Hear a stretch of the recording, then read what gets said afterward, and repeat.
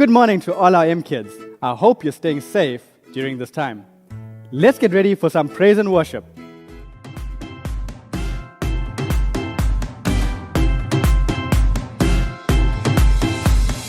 Everybody, let's have some fun. Dance together under the sun. Oh, oh, oh, Hana. Oh, oh, oh, Hana. Do the hula and stomp your feet. Jump on in and feel the beat. Oh, oh, oh, Hana. Oh, oh, oh, Hana. Turn to the side and let's hang ten. Surf's up, let's do it again. Oh, oh, oh, Hana. Oh, oh, oh, Hana. Oh, Hana. That's you and me. Because of God's love, we are family.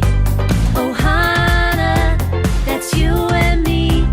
Because of God's love, we are family. Everybody, let's have some fun. Dance together under the sun. Oh, oh, oh, Hana. Oh, oh, oh, Hana. Hands up high, hands down low. Shake your head and let's all go. Oh, oh, oh, Hana. Oh, oh, oh, Hana. Grab your drum and play along. Feel the beat and sing the song. Oh, oh, oh, Hana. Oh, oh, oh, Hana. Oh, Hana, that's you and me. Because of God's love, we are family. Oh, Hana, that's you and me. Because of God's love, we are family. Oh, oh, oh, Hana. Oh, oh, oh, Hana. Oh, oh, oh, Hana. Oh, oh, oh, Hana. Oh, oh, oh, Hana. Oh, oh, oh, Hana. Oh, oh, oh, Hana. Oh, oh, oh, Hana. Oh, Hana, that's you and me. Because of God's love, we are family. Oh, Hana, that's you and me. Because of God's love, we are family. Oh, oh, oh, Hana. Oh, oh, oh, Hana. Oh, oh, oh, Hana. Oh, oh, oh, Hana. Welcome back, kids, for the next lesson of Experiments in Faith. But before we begin, let's welcome our friend Methuselah. Hi, kids. Hi, Teacher Jared. How are you doing? I'm good. How are you? I'm fantastic. So, Methuselah, have you been to one of those fun houses that feature a bed of nails? What? A fun house with a bed of nails? No way. I know the words fun house and a bed of nails don't sound like they exactly go together very well. But believe it or not, there are a few places where kids can actually see what it's like to lay on a bed of nails. Whoa. So guess what, kids? It's time for our experiment. Yeah, my favorite part of the day. So, Methuselah, would you like to be part of our experiment? Well, of course I would. Perfect. I'm going to need you to walk on a bed of nails. Hold on. I think I heard my mom calling me. Bye. No, wait, hold on, Methuselah. I was just joking. But we shall be walking on something. So, let's go to the lab. Let me welcome my little helper, Azaria. Say hi to the kids, Azaria. Okay, Azaria, this is what we're going to need to do. I need 3 trays of eggs, and you're going to walk on the eggs towards me without breaking any of them. I know it's scary, but you can do it.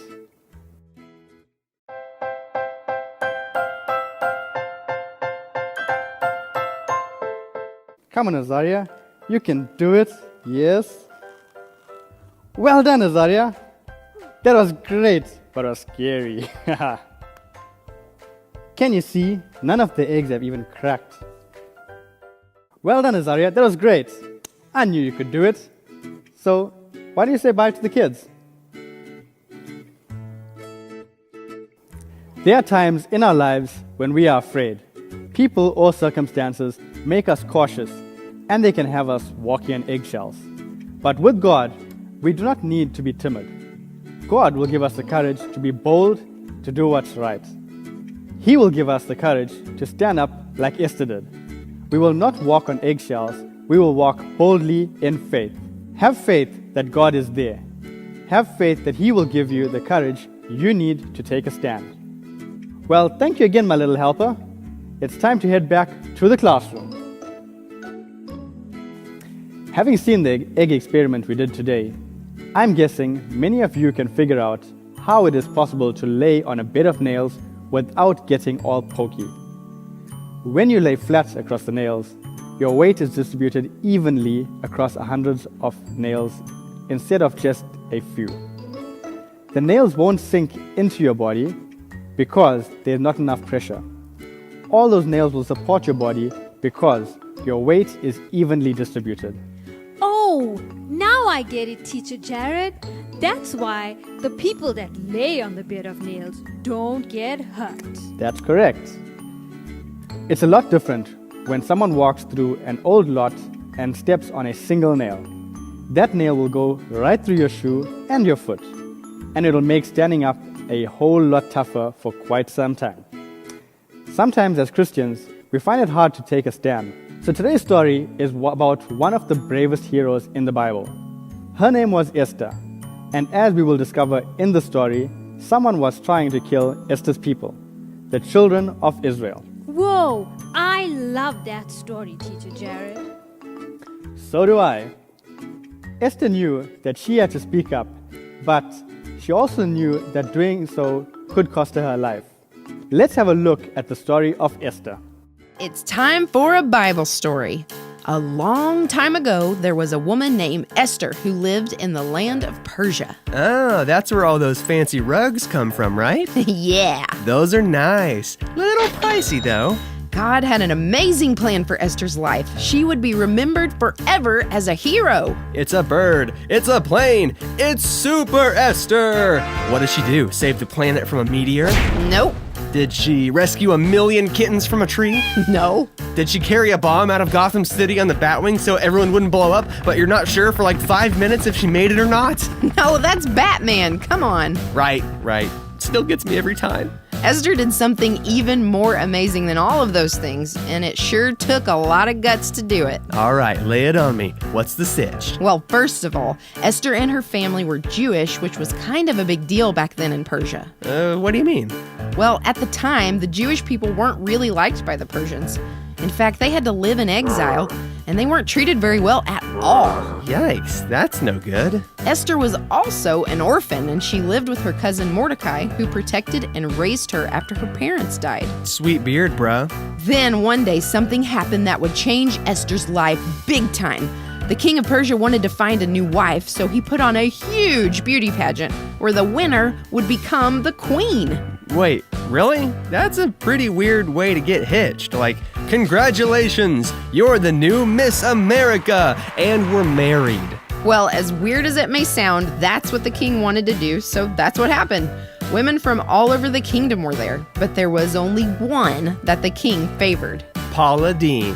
What? Yeah, think about it. He would eat like a king. Well, I mean, I guess he's already a king, but think about how awesome every meal would be.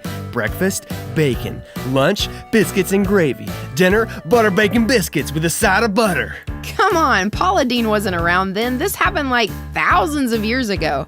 Esther was very beautiful, and God gave her favor in the king's eyes, so just like that, she won the pageant. Wait, so Esther became the queen of Persia? Yeah. Okay, that's cool and all, but didn't you say that Esther was Jewish and that, like, the Persians didn't like Jewish people? That's true, but the king didn't know that Esther was Jewish. She didn't want him to find out because she didn't know what would happen to her. So she kept it a secret and never brought it up. Okay, so like now she's the queen. Crazy. Is that it? No way. This is where the story really picks up. There's another guy that works for the king named Haman, and he's a pretty bad dude. He hates the Jewish people, so much so that he actually brings an idea to the king that would be terrible, to kill all of the Jewish people. Whoa, that's really rough. Like, surely the king doesn't go through with it, right?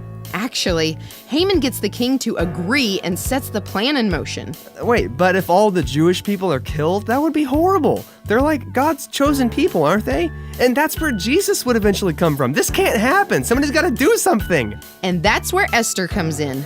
She can't stand the thought of seeing her people get wiped out by Haman's awful plan, but she doesn't know what to do. I know what she should do. Time to lay down the law and tell the king not to do it. She probably kicked into mama bear mode and was all like, "Listen here, buddy." Let me stop you right there. Keep in mind that this is like ancient Persia. You couldn't just approach the king whenever you wanted to, even if you had a reason. Anytime someone would just pop off to the king, they'd usually get a pop off themselves. Ah, gotcha. So I guess she's in a pretty tough spot, huh? Totally. On one hand, she didn't want to see her people destroyed, but on the other hand, she can't just walk up to the king and tell him what to do. Even the queen? Nope, nobody could just walk up and talk to the king, period. Man, this is tough stuff. So what'd she do? Even though her mind was filled with doubt and worry about what would happen to her, she had to do something. Esther knew that no matter what her feelings were telling her, she was a child of God. She knew that God loved her and that he had blessed her life, and that if she stood up for God's people, that God would back her up. Yeah, that's right. You go, Esther. Esther trusted God and boldly went before the king. The nobles and the guards that surrounded him couldn't believe what they were seeing. Who did this woman think she was, that she could just walk up to the king on her own? Oh man, I bet her feelings were totally freaking out. I'm sure she was feeling a lot of things. She asked the king if she could make a request, and to everyone's surprise, the king wasn't upset. He didn't call for her to be taken away by the guards or thrown in jail, but instead, he listened. Phew, that was intense. Okay, he's listening. Time to land the plane. But she couldn't do it. What? She chickened out? Bummer. No, not exactly. She didn't want to come right out and tell the king everything, so she asked to have a banquet and planned to tell him there. Okay, so there's still a chance to save her people. Come on, Esther, you can do it. Later at the banquet, she went before the king with another request. All right, here we go. Showtime. But she was still too nervous. Goodness gracious, you weren't kidding when you said her feelings were freaking out. Totally. She was feeling all kinds of things, even questioning if the whole thing was a mistake. But her cousin Mordecai encouraged her and reminded her that what God says is more important than her fears and doubts, and he told her something that she would never forget. Esther, you were put here for such a time as this. Yeah, come on, Esther, you got this. Esther had dinner with the king again, and the moment came for her to ask her question. She took a deep breath, and she went for it. She pleaded with him not to go through with Haman's plan to kill the Jews. She finally told him that she was Jewish herself, and if Haman's plan goes through, that she would have to die too. Man, Esther is one tough cookie. What happened next? The king was moved by Esther's request and agreed to what she asked. He immediately got rid of Haman and canceled the plan to wipe out the Jewish people. Yeah, you did it, Esther. The king also gave all of Haman's wealth and property to Esther and Mordecai.